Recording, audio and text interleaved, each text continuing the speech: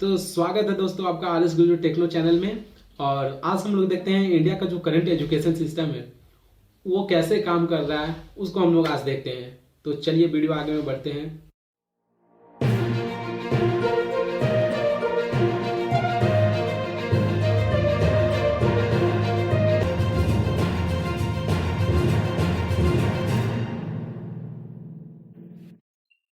जितनी स्विट्जरलैंड की total population है उससे ज्यादा इंडिया इंजीनियर्स प्रोड्यूस कर देता है। उसके बाद भी रिसर्च एंड इनोवेशन में स्विट्जरलैंड नंबर 1 पे। इंडिपेंडेंस के बाद से ही रिपब्लिक ऑफ इंडिया ने 0 नोबेल लॉरेट्स प्रोड्यूस किए हैं इन साइंस। यूएसए ने 100 प्लस कर दिए। एशिया की रिपोर्ट के हिसाब से 83% एजुकेटेड इंडियन एम्प्लॉयबल ही नहीं है। और ये जो सत्य नडेला सुंदर पिचाई की हम बात करते हैं, इन्होंने भी आगे चलकर अपनी एजुकेशन बाहर से ही करी है। और ये सारी चीजें जो मैं बोल रहा हूँ ना, इसका रूट कोज फाइंड आउट करने के लिए हमें थोड़ा सा पीछे जाना होगा। जब ब्रिटिशर्स हम पे रूल कर रहे थे तो ईस्ट इंडिया कंपनी के सामने 2 मेजर चैलेंज थे। एक कम्युनिकेशन विथ इंडियन और दूसरा वर्कर और क्लास की बहुत जरूरत थी इन्हें।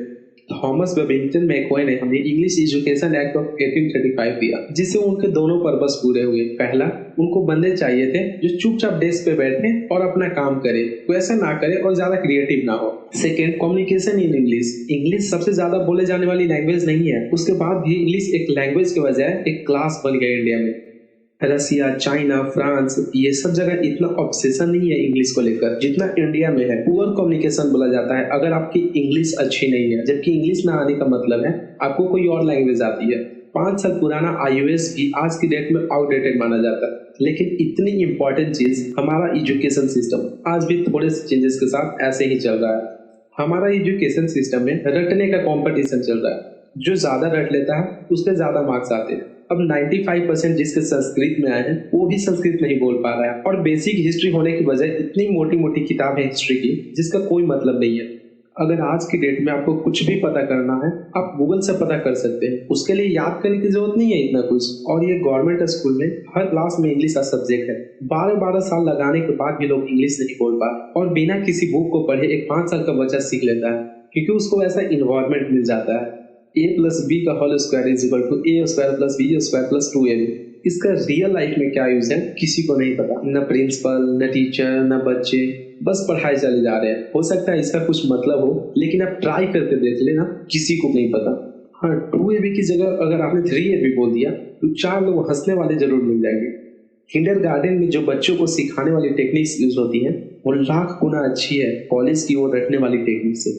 और जिन बच्चों के ज्यादा नंबर आते हैं जो वो छुपा छुपा के लिखते हैं एग्जाम में, आप देखोगे रियल लाइफ में जब जाते हैं तो ज्यादातर क्रम्बल करते हैं। हर किसी को सेम सिलेबस और सेम चीजें सिखाई जाती है बिना उसकी कैपेबिलिटी देखे, और क्रिएटिविटी का तो दूर दूर तक नाता नहीं होता है।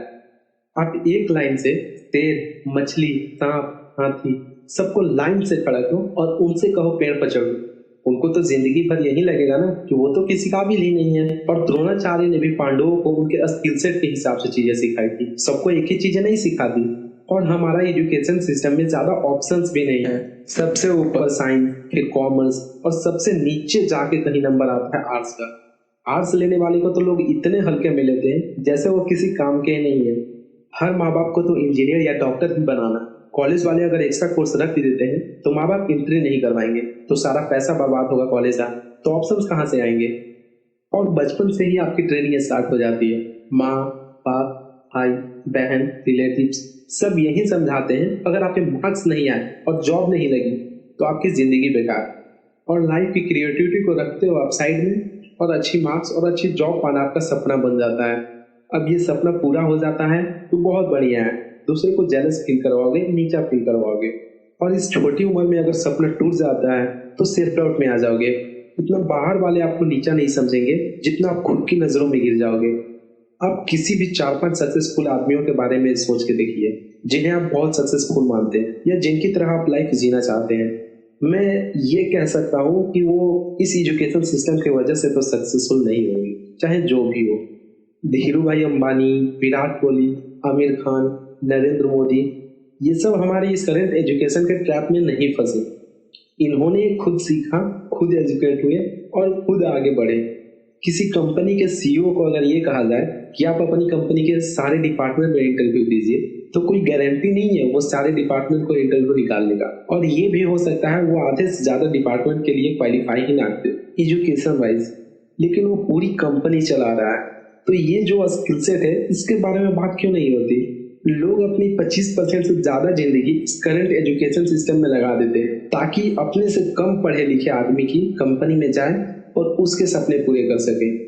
इंडिया का जो करंट एजुकेशन सिस्टम है अगर वो उतना ही अच्छा होता तो जो भी सेलिब्रिटीज हैं, पॉलिटिशियंस हैं, वो अपने बच्चे को बाहर क्यों भेज रहे हैं पढ़ने के लिए? इनफैक्ट पॉलिटिशियंस के साथ तो ऐसा करना चाहिए कि जिस एरिया से वो जीते हो उसी एरिया के गवर्नमेंट स्कूल में उनके बच्चे को पढ़ना कंपलसरी हो जाए, तभी वहां के गवर्नमेंट स्कूल सुधर सकते हैं।